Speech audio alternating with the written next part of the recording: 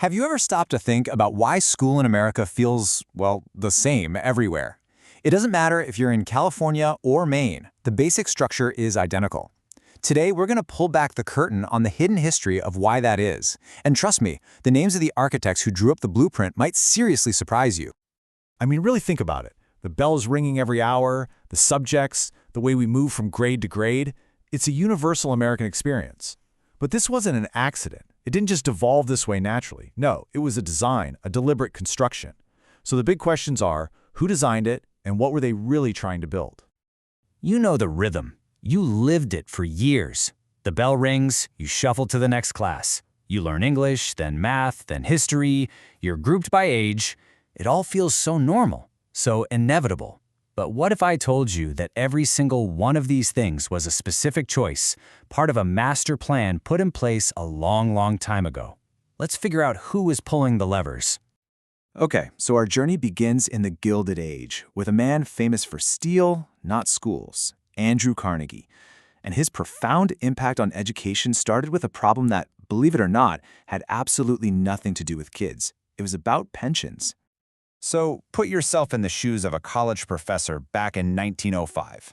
You're dedicating your life to education, but you've got no 401k, no retirement plan, nothing.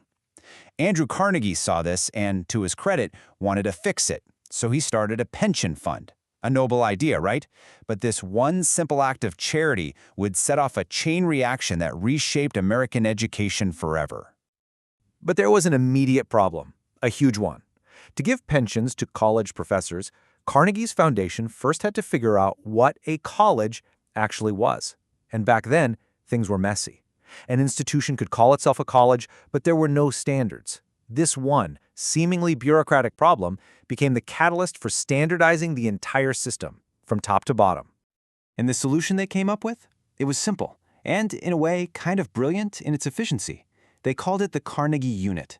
And it had nothing to do with what a student learned or mastered. It was purely a measure of time. 120 hours of seat time equaled 1 credit.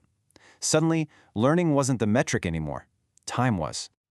And if you want to know the mindset behind this, just look at the title of their own report, Academic and Industrial Efficiency.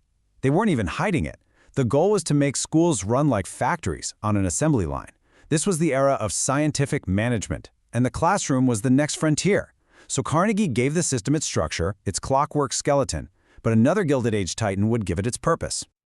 And that brings us to John D. Rockefeller. If Carnegie built the factory, Rockefeller was the one who decided what the factory was going to produce. He wasn't just interested in the how of education, he was deeply invested in the why. $180 million. Just let that number sink in. That's the amount of money, an astronomical sum at the time, that Rockefeller poured into a new organization he founded called the General Education Board.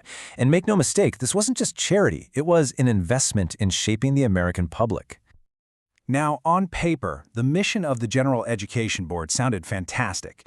Who could possibly argue with promoting education for everyone? It was progressive, it was inclusive, and it was the perfect public cover for a much different private agenda. And there you have it. The quiet part, said out loud. Attributed to Rockefeller himself, this one quote cuts right to the heart of the vision. The goal wasn't to foster a generation of innovators and critical thinkers. The goal was to create a reliable, obedient workforce for America's growing industries. And it wasn't just Rockefeller. The man he put in charge of the General Education Board, Frederick T. Gates, was even more explicit. Just listen to this. Perfect docility to our molding hand. Wow. The language itself is chilling. It's not the language of liberation through education, it's the language of control. He even spelled it out further. Gates wrote that the plan was explicitly not to create poets or scientists or great thinkers from the general population. The vision was clear. A society neatly divided, with the education system acting as the great sorting mechanism. It wasn't just about jobs, it was about establishing a social order.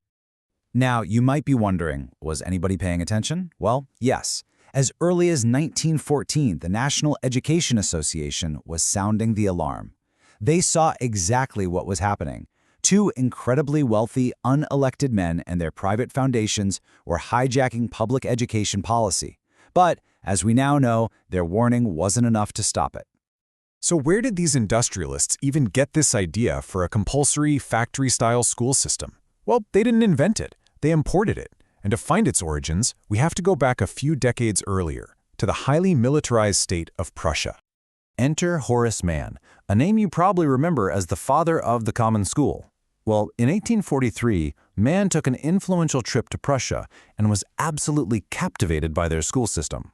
He saw it as a perfect, well-oiled machine designed to produce obedient soldiers and disciplined citizens for the state. Fired up by what he saw, Mann came back to the U.S. and became the biggest champion for adopting the Prussian model here. And he was successful. In 1852, his home state of Massachusetts passed the first compulsory school attendance law in the United States. And that was it. The foundation was laid for the state to take a central role in raising children. So let's put all the pieces together. You take the Prussian blueprint for a compliant citizenry, you add Carnegie's industrial, time-based structure, and you pour in Rockefeller's vision of creating a nation of workers. What do you get? You get the American public school system that most of us grew up in. And that's the core of it. The public story, the stated goal, was always noble. Pensions, opportunity, education for all. But the documented design, the actual blueprint, tells a very different story. It's a story of efficiency, standardization, and the creation of a workforce that would yield with perfect docility to their molding hand. So here we are today, with an education system that was meticulously engineered for a world that doesn't really exist anymore, the world of the Industrial Revolution. And it leads to the biggest question of all. Is the system designed for the problems of the 1900s the right one to prepare students for the challenges of the 2020s and beyond? That's the question we have to ask ourselves.